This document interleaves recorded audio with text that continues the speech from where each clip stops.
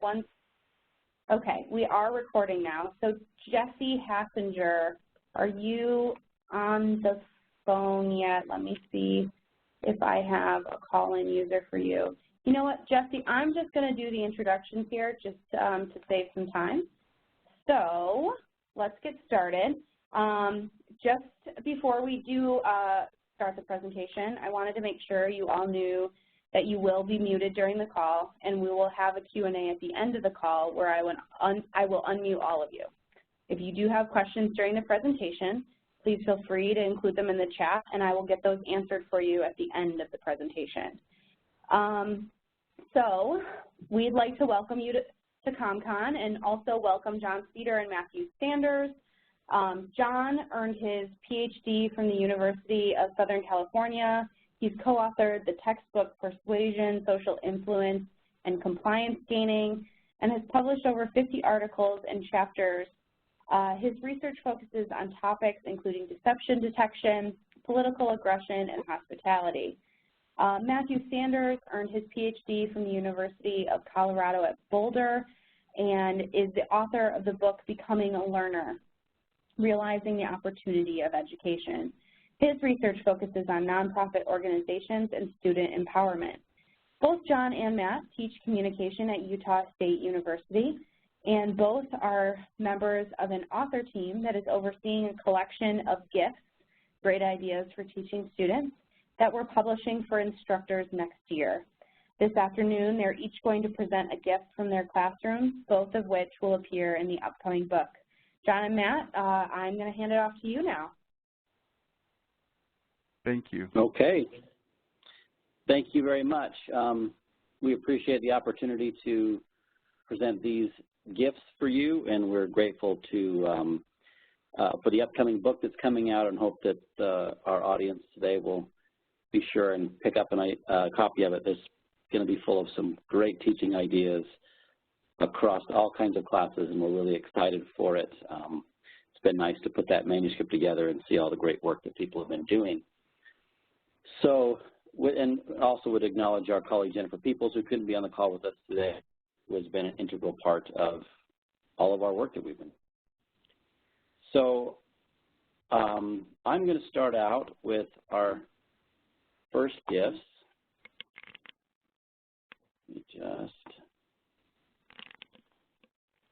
The first gifts that we're presenting is, tell me a little bit about yourself, nonverbal communication and interviewing.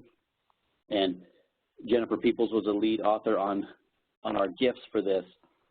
This teaching activity stems from our belief that students need to become more aware of how closely their nonverbal communication will be scrutinized in a job interview.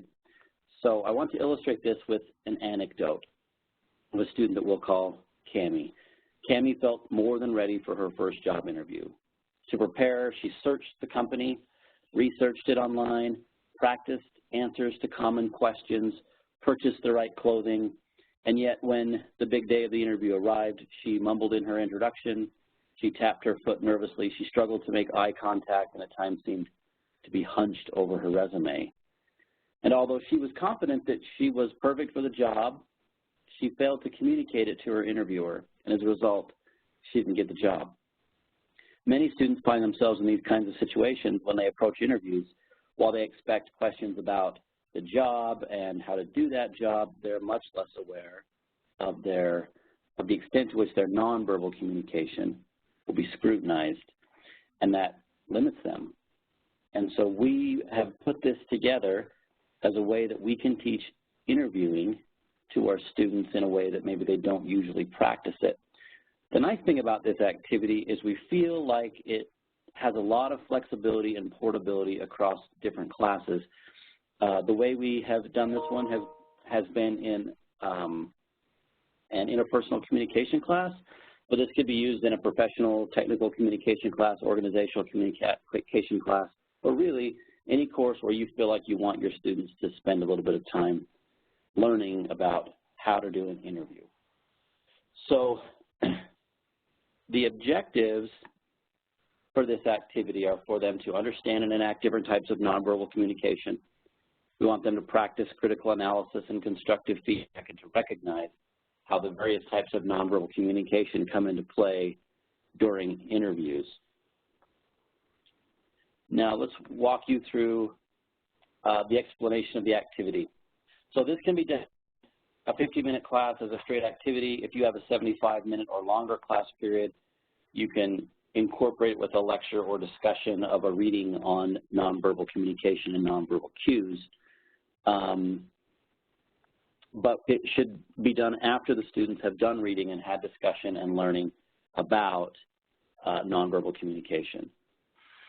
So what we do is we tell the students that they'll be interviewing for a server position at a local restaurant. Now, that's not a super professional role, but it's easy enough for them to understand and get that you don't have to spend a lot of time trying to give them some abstract or ambiguous context about a more professional role that they may have never been a part of or even understand. So tell them they're going to be interviewing for a server position at a local restaurant, and then you split the class into two groups. One of the interviewees and the other group are the managers. And what you'll do is you'll send the interviewees out into the hallway to wait, and then you talk to the managers. And you tell them they're going to be interviewing them, these interviews for their job. So you give the handout, give the students a handout of, we think a good number would be 6 interview questions. Well, that's flexible. You can find these questions online pretty easy by just Googling common restaurant interview questions or server interview questions. And then we give them a handout that lists, it just gives them space for the nonverbal cues. And so you'll have haptics, proxemics, kinesics, vocalics, all of those things in a list with a space for them to take notes. So they'll have their interview questions. These interview questions, we like to break them out into 3 kinds. Questions about the interviewee, like what is your greatest accomplishment or why are you applying for work here? Some of those questions can be about the job. What do you do if a customer tells you the coffee tastes terrible? What if the credit card machine is broken? And we ask some behavioral questions. Give an example of when you use logic to solve a problem, or tell us about a decision you made that was unpopular and how did you deal with that. But again, these questions are available and you can come up with whatever questions you like. You just need 6 questions for them and the list of the nonverbal behaviors and a place for them to take notes. And then it's important to tell the students who are doing the interview that they're not going to take notes on the answers, but they're going to take notes on the nonverbal behaviors of the person being interviewed.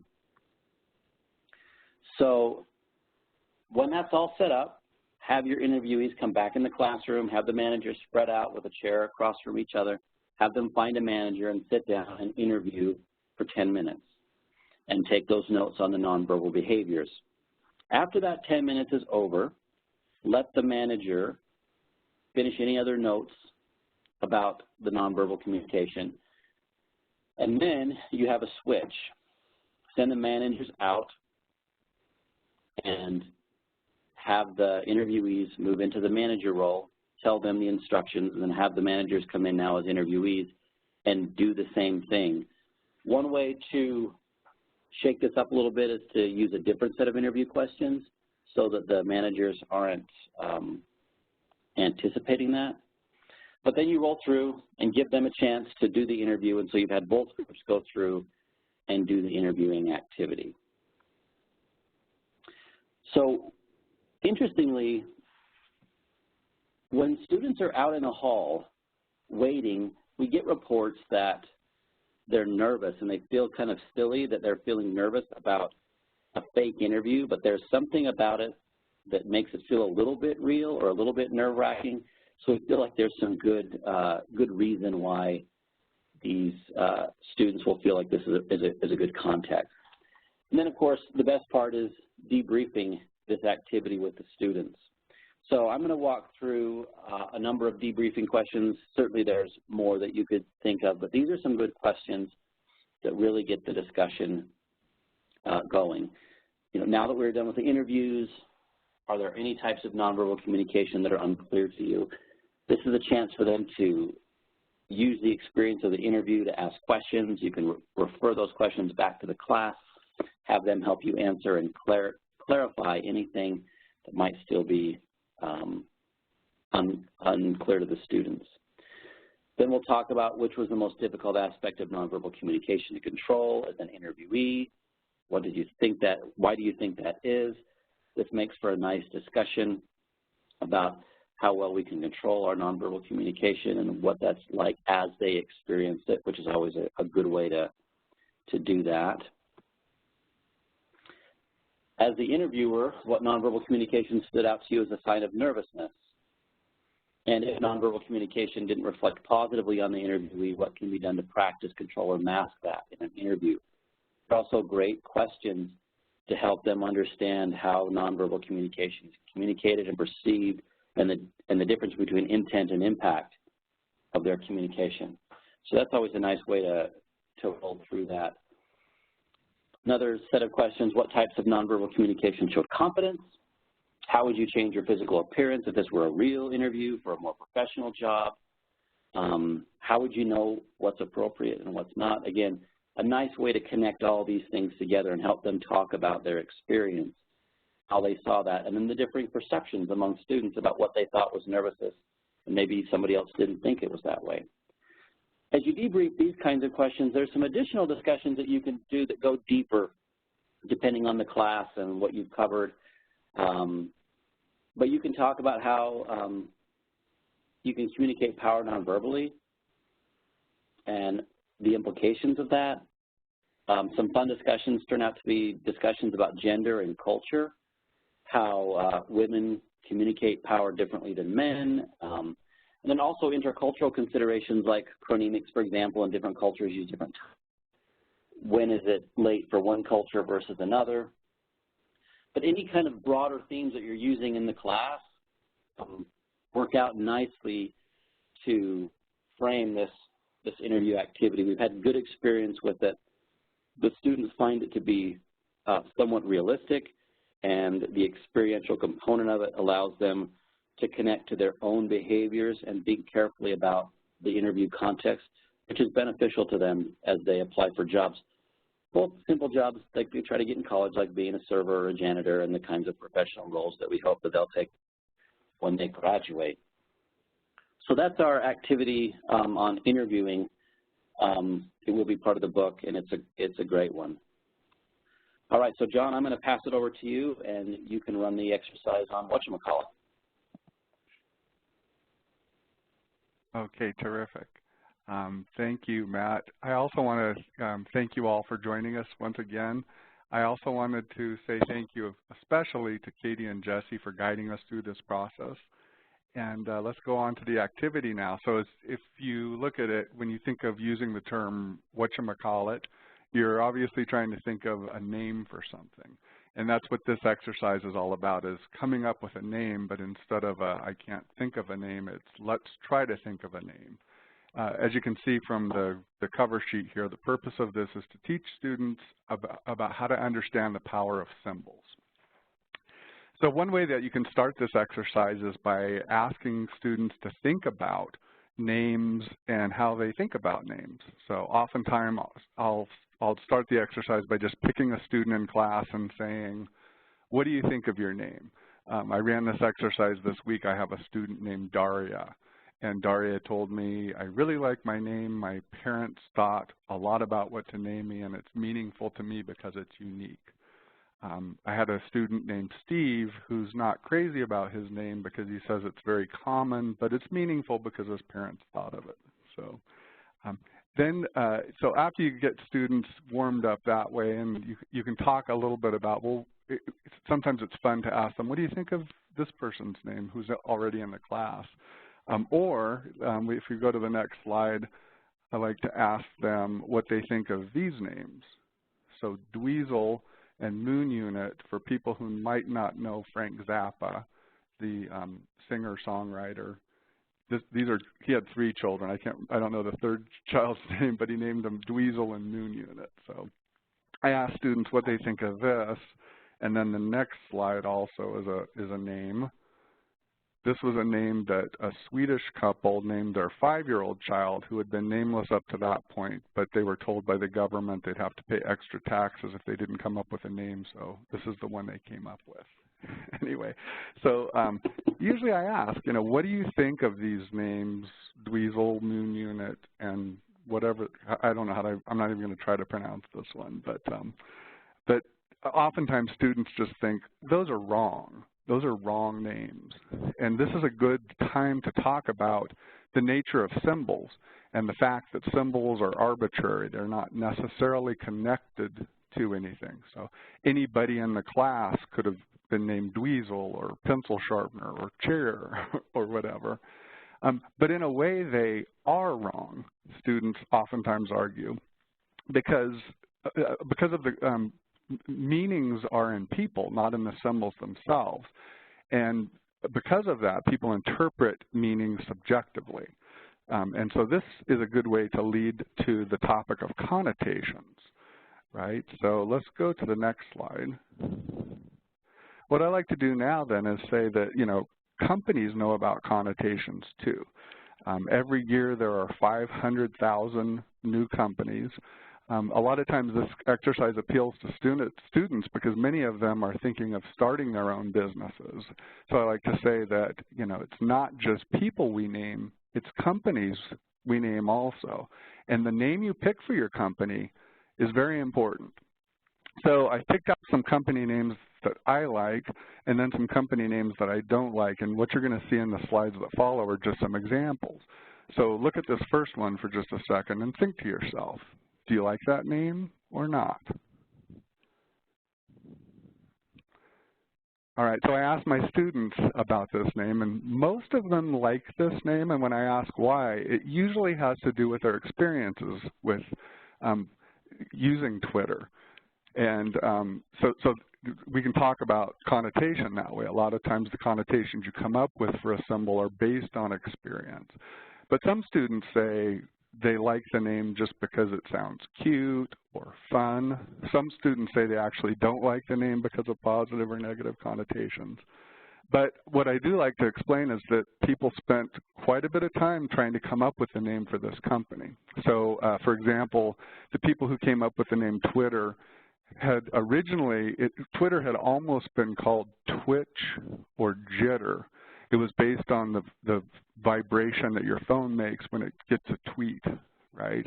But they thought, well, there could be negative connotations with those too. So twitch or jitter are things that you do when you're nervous. But we really like the TW, so they went through the dictionary until they got to Twitter. They thought, oh, that's perfect. It's fun, and it also explains that Twitter is a short, inconsequential burst of information, so it also talks about the company. So anyway, I think that's a good name. Let's go to the next slide. So Google is another one students tend to like. When I ask them, they say, oh, what kind of connotations come up? A lot of times they'll say, well, it sounds like goggle, which I like because we look through goggles at different things like Google lets us do. Some people point out, oh, it sounds like ogle, right, which might have a negative connotation. When the people from the company were actually trying to come up with this name, they were actually basing it on the word Google, G-O-O-G-O-L, and if you go to the next slide, a Google is actually, it's a 1 with 100 zeros behind it. It's not actually spelled that way.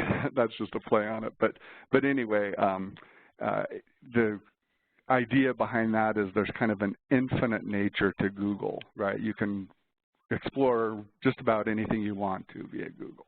So one more example of a company name that I think is a good one, Viagra.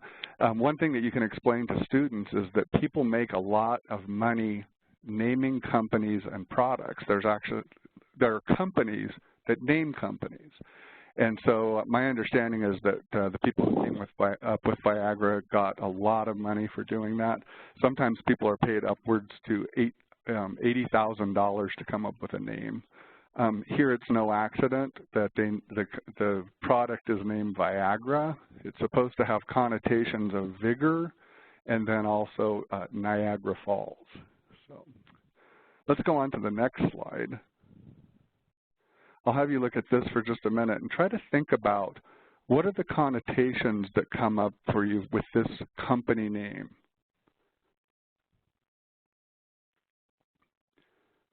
When I ask my students to think about this, I oftentimes get 3 excuse me, negative connotations. So sometimes students will say, oh, it sounds like fertilizer. Who would want to name their company fertilizer? I should give you a tip right now. This is not a fertilizer company, right? It's a music company, a music sharing company. Other people say, oh, it sounds like some kind of a bodily function. When I first read it, it sounded like someone having gas, right? And then the last one is negative connotation is fair, as in so-so, right? I think the people who came up with the name probably thought fair as in we'll give you a good deal, right? But anyway, so that's an example of a bad company name, I think, bad connotations for this music company. One more, let's go to the next slide. So what are the connotations that come up with fascism? This is actually a company that's no longer in business. It was backed by Ashton Kutcher, and he, this was an application you could get where you could take a picture of yourself and then ask people to give you feedback on your fashion. What is the connotation that comes up with fascism? Well, oftentimes students will say the Nazis are fascists, and so that's a company that I think I mentioned it's out of business now, and maybe not surprisingly. So, all right, so that's a good way to warm up the students, get them thinking about names and the importance of names. Let's go to the next slide, and I'll tell you a little bit how you would run this exercise. Okay, so you run the exercise after this opening by dividing the class into groups. I usually put them in groups of 4 to 5 students. Then you set the scene. What I usually tell them is that we're no longer in a classroom. I am no longer the teacher. I am a CEO of a company that specializes in coming up with names for other companies. And I'm interested in finding some excellent employees. So consider this your audition or interview for this job. What I'm going to have you do in your groups is pick a company and then come up with 2 names for the company. And in the process, you're going to try to impress me so that you can get this job. So they're, in a sense, role-playing then. So in their groups, then, I usually give them about 10 to 15 minutes to brainstorm ideas for these names. Okay, let's go to the next slide. So here are some guidelines that I usually give the students. The experts in the field, or the people who own these companies, essentially say that the names that are the most successful are the ones that are simple. I think Google and Twitter were examples of this. Recognizable, unique, and audience-centered. And I'll talk a little bit later about how this exercise is an excellent way also to teach not just the power of symbols, but how you could use it for teaching students how to adapt to audiences, say in a persuasion class or something. I also suggest some tools that students can use if they have laptops in class, or you can actually bring in a thesaurus or rhyming dictionaries. Glossaries sometimes are good ways to help students find plays on words. And then in addition to that, I introduce several hypothetical companies. So the idea here is that students pick one of these companies and come up with different names. And you can have some fun with this. Here are some examples of ones I've run in the past. So, and it's kind of fun to Google some of these and then have pictures that you can put up on the board to show students. So this is a company. It's a company that massages pets. And there actually are professional pet masseuses out there, okay? A second one is a dating site for elderly people. If you look at it for a minute, you might even think to yourself, okay, what would I name this company? And then the last one is professional laughers. So if you're a comedian, you can actually hire professional laughers to go sit in the audience and laugh up a storm so that you seem funnier than usual. Maybe there'll be contagion here. So, okay, so students then pick one of these and try to come up with 2 names for each one. In this last photo here of the people laughing oftentimes depicts the fun that students have as they're going through this exercise. I usually just notice a lot of laughter and fun. I enjoy watching them. So, all right, so after the 10 to 15 minutes is done, you have the students take turns coming to class, coming to the board. Usually what I do is I have them write their 2 names on the board, and then I ask the rest of the class to share or to vote which name do they like better, and then we have a discussion about why. What are the pros and cons of the different names that you came up with? An alternative way to run the exercise is actually when people go up and write the names on the board, they can also say, give a little pitch for the names, why we picked the names. So either way works terrific. So let's go to the next slide. This is an example of some of the names that my students came up with just this week for the elderly dating site. So the first one, Assisted Loving, Out with a Bang, Golden Match, and then the last one, Charm Assist. They said it's important to know that it rhymes with pharmacist. So let's talk a little bit about some debriefing now. Let's go to the next slide. So I want to start with the second one, audience adaptation. So one of the great things I think this exercise shows is, and a comment that you often get from students when they're talking about the different names is, well, the name is cute, but it doesn't really apply to the person who you're trying to appeal to, okay? So can we go back, Matt, just to the previous slide really quick? So an example of this is for the Assisted Loving one, right? I think it's clever in the sense that it sounds like assisted living. But let's just think about it for a minute. If you are a senior citizen, are you going to have positive connotations with the term assisted loving, right? The connotations may bring up the idea of assisted living, which for many people would be a negative connotation. And so that wouldn't work. The next one, Out with a Bang. I was really surprised on this when I had students vote and talk about it, and half of the students thought, well, this would be a terrible one because it makes people think about edging up on death, right, out with a bang. But then other students said, no, I think that the type of people that would be dating at this age would be spry and have a good sense of humor, and they might see this with a twinkle in their eye and be more likely to use this. The next one for audience adaptation, we talked a lot about how golden would be a good term, have more positive connotations than, say, elderly or senior citizen. And then Charm Assist, we talked about how that would be useful in audio, but just looking at it, it's not as effective as a visual one. So let's go to the next slide. So the other thing in addition to audience adaptation that you can talk about is the power of labels. I think it's very clear after this exercise, students get to see that, yeah, the name that we give something influences the way that we respond to it.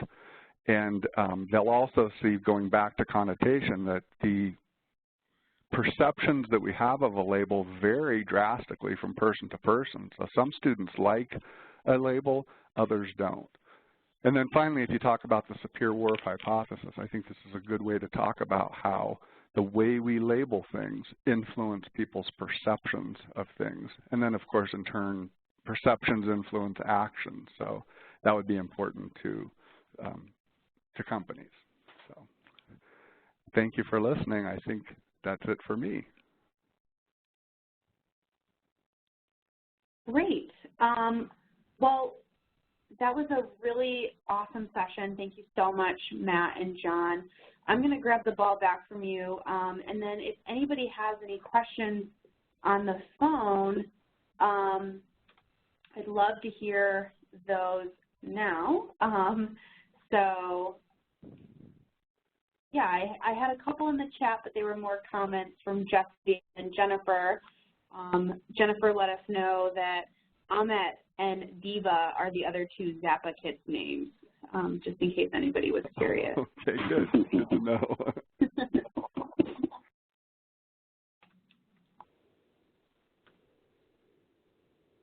I have a quick question. In terms of how your students respond to these two exercises, how do you kind of make sure that it's greeted in a fun way instead of this is a chore kind of a thing? How do you do that with, especially with the interview assignment?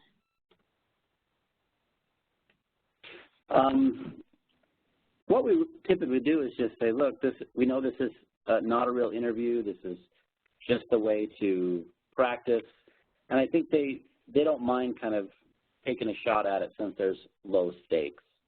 I think if there was some sort of a grading mechanism to it, it would be much more difficult. But when they're just going in and having fun and doing it, I think part of it's just your attitude as a teacher, like willing to do that. But they haven't had any situations where they feel like undue pressure or anything like that. Okay. And then, John, in terms of your assignment, have you had any situations where students don't take it seriously, and how do you kind of combat that? You know, I've never had a student who doesn't take it seriously. I do have a lot of laughter, and usually during the brainstorming, I've had students who come up with names that just would be out to lunch and not work at all. But perhaps it's the nature of working in the group, and the way that I set it up is oftentimes I do say, take this seriously.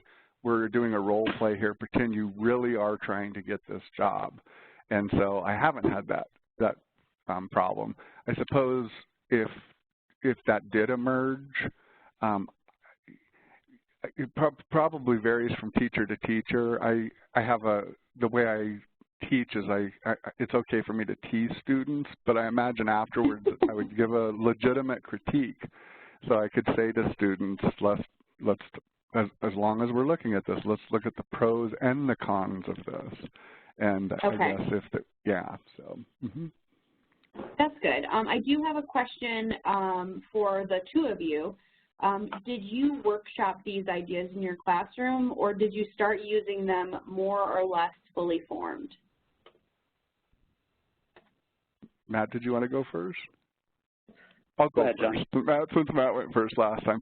Yeah. So for the both of these exercises, they were conducted several times in class and then adapted. So for the whatchamacallit exercise, I tweaked it as I went along. So originally when I tried it, I mentioned this, that you could either have the students give a pitch or not give a pitch. I originally had students give a pitch, and I actually had some comments from students afterwards that said, it might be kind of neat to have it without the pitch so we could try to figure it out ourselves as if we were actual consumers. And so running it both ways, I think there's value in running it both ways, but yeah. So yeah, the more you run it. I like to just, sorry, John. Go ahead. I like to just give it a go. You know, you think of it, you try it, you make it work, and you keep tweaking it. And that's the same for like all the gifts that we're putting in this book that's coming out. People will read them, they'll give them a whirl, and they'll start adapting them to their own personality and needs and the way they teach. So what I like about these activities is that they're kind of organic. They always keep growing and evolving and changing as needs and experience and expertise changes. Great. Thank you both so much again. I don't think that there are any other questions, but I do appreciate everybody coming to this session, and thank you again to John and Matt for these two wonderful gifts. We are very excited to share this on our community site as well. We have a few more CommCon sessions this afternoon. If you want more information on those, you can go to community.mcmillan.com, and we hope to see you all later this afternoon. Thanks so much, everybody. Thank you, Katie. Thank you.